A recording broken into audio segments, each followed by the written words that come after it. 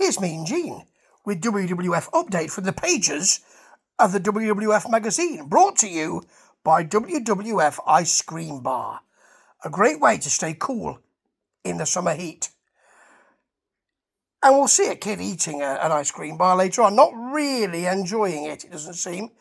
I do remember they had these ice cream bars. This is 1992, and it's approaching the kind of fallow period between WrestleMania and SummerSlam.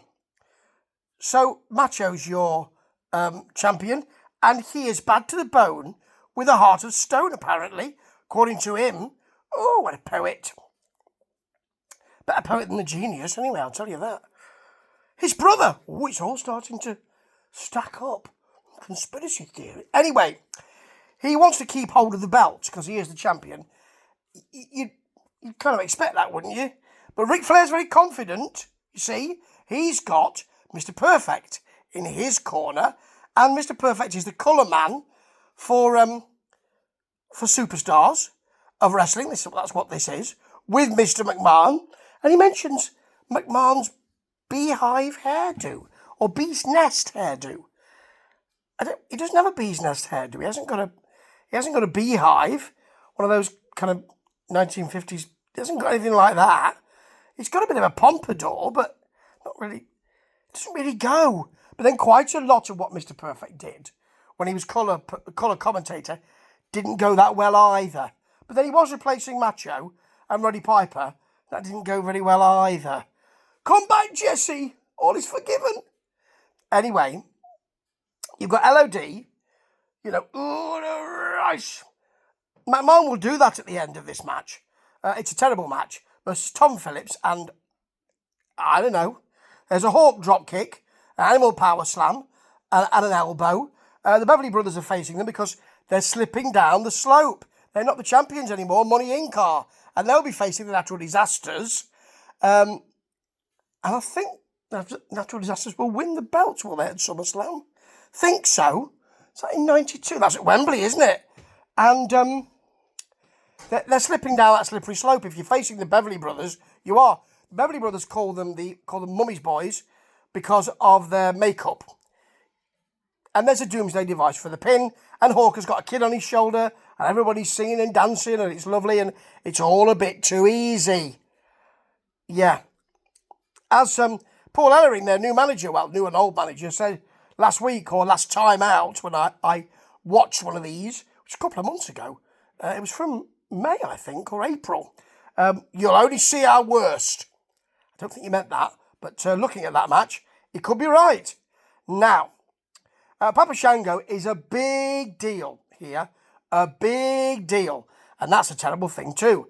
He's facing Rip Hahn. I think he's called Rip Hahn. He comes down the aisle, and I'm wondering why he comes down second. He's doing an I'm scared of Shango thing, and suddenly, his hand's alight! His hand! Is it alight? Yeah, it's on fire. It's on fire. He sells it very well, runs away, and that's the end of the match. It's shocking. I keep mentioning the feet set alight thing, because I jumped a couple of months, I might have missed it. I don't think I've missed much, though. And anyway, his hand was on fire. So it must be some kind of voodoo master. Now, here's Sean Mooney. He's got the boss man beaten up by Nails. Nails has got the voice. Let me tell you, big boss man. He's got that treated, wasn't it, that voice, I think. It's Kevin, wasn't it? And, yeah. Anyway, Slaughter, Sarge, is no longer, well, maybe he is with Duggan, but it doesn't look like. They don't mention that he's with Duggan at all. On his own, that never worked, that Slaughter and Duggan thing, did it? He's facing Red Tyler. He's been shocked by the Mounties shock stick. Playing over the Tannoy system or other public address system. They are available, you know. There are some Slaughter shots. The Mountie and Hart are quite excited, picture in picture. And as he says, it's Father's Day soon, but you'll be involved in the mother of all battles. Ah, yes, who said that? As Vince McMahon said, Saddam Hussein, don't go back there. Don't go back there. It wasn't good for WrestleMania 7. Don't go back there. So you've got a clothesline. He won't pin him. He gets the Cobra Clutch for the pin, or the tap, or the agreement. And that's it. It's bloody awful. And then we've got the Bodybuilder magazine, I think it is. And there's an article, Life After Steroids. Oh. When was this? When was the steroid thing? When was the trial? I'm quite surprised by this. Later on, we will get to see the WBF, the World Bodybuilding Federation, event. Lex Luger's not there because apparently he's, the narcissist, soon to be, and the Lex Express, soon to be, and the defector to Nitro, soon to be. But he's not there because he's injured. He's in hospital, apparently recuperating. I don't know what's happened to him. Maybe he's burst a vein or something. I don't know. But Stridham wins. Is he called Gary Stridham? He wins. I mean, I could go back and just check it, but I can't be bothered. So, yeah, that didn't work, did it, the World Bodybuilding Federation? A bit like the XFL. And he had 2 goes at that, didn't he? I don't think that really worked, although I like the XFL, but not the World Bodybuilding Federation. No. Meanwhile, Repo Man has finally got his looking over his shoulder and his skittish entrance, finally got that sorted. He's facing Brian Costello. He's got the beginning of the match sorted, but not the end. Because you've got him spoiling, goes to the eyes, just the sneaky movements, looking over his shoulder and all that. He'll soon face the Bulldog. Now, the Bulldog, we'll be talking about Repo later on. And he's going to be thrown into the limelight, isn't he? Because we've got the Wembley SummerSlam coming up. So, he's going to be in the main event, isn't he? But here, he's facing Repo Man, who's only just arrived, and it doesn't look like he's going anywhere, the Bulldog, but things can change suddenly, can't they? So, he gets a nice backbreaker, gets the pin, and then hog ties his legs and pulls him around the ring. He's got the beginning sorted out with all the kind of skittish movement, and that's good. But then he hog ties him, which is a difficult thing. He doesn't hog tie him his arms to his legs, that would be better, and rock him around like a baby. But he just pulls him around the ring and then leaves him. It's not good. And hey, talking about Repo Man, you've got his previous mate in Demolition, Crush. Yeah, the Kona Island native Crush versus Steve Lombardi, the Brooklyn Brawler. And he throws the Brooklyn down by a claw. Comes off the top with a single axe handle. Can't afford a double axe handle. No, very expensive. And then a fireman's carry. He does a fireman's carry in which he just drops down to his knees. I've forgotten that. Thus driving the trapezius right into the rib area. And then gets the crush on the head. Remember that? The crush. It's crushing my head. Oh. Yeah. Bloody awful for the win. Sean and Sherry are in. She brings a mirror and he's actually... Mirror in my hand. Who's the sexiest man in the land? Right. The thing is, Sherry, that's really good and it's better than Macho or the Genius. But if you left the man out, it would have been mirror in my hand. Who's the sexiest in the land? Sean.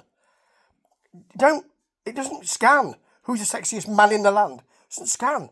Anyway, Michaels is very arrogant and he's really, you can tell this is the persona he was made for.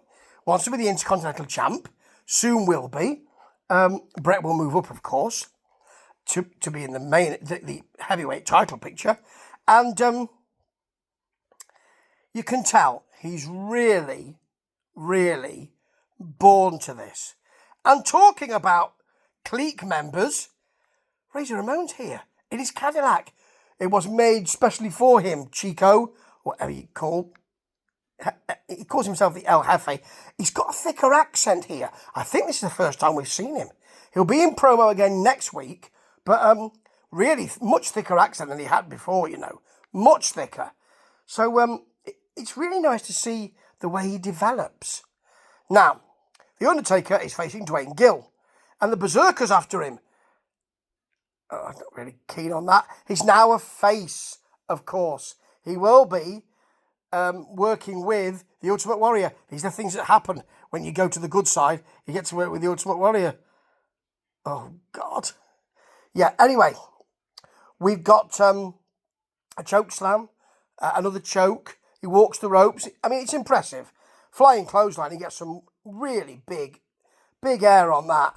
And it actually comes right into our living rooms. It's really well filmed. Then a tombstone for the pin, and there we go. Now, your final bit of wrestling action is Rock Werner and Butler Stevens, that famous tag team combo, versus Money Inc. with Jimmy Hart. I'd forgotten that he had moved from the Natural Disasters to Money Inc., thus turning them face. And they are the tag team champs. Oh, you don't get much chance to see them, really. Double clothesline, DiBiase power slam, an IRS clothesline, doesn't even do the write-off, his finishing manoeuvre for the pin. Far too short. Far too short. And we finish with Bezerker and Shango, who will be facing Warrior and Undertaker. I can't wait for that. Won't that be a great fight? This was bloody awful. And 1992 seems like a good year because of that SummerSlam. But WrestleMania weren't good. And this program is good either. Putting all your eggs into Papa Shango's basket, that's not a good thing to do. But you've got SummerSlam coming up, and that was a doozy. And it opened up new markets. Ta-ta.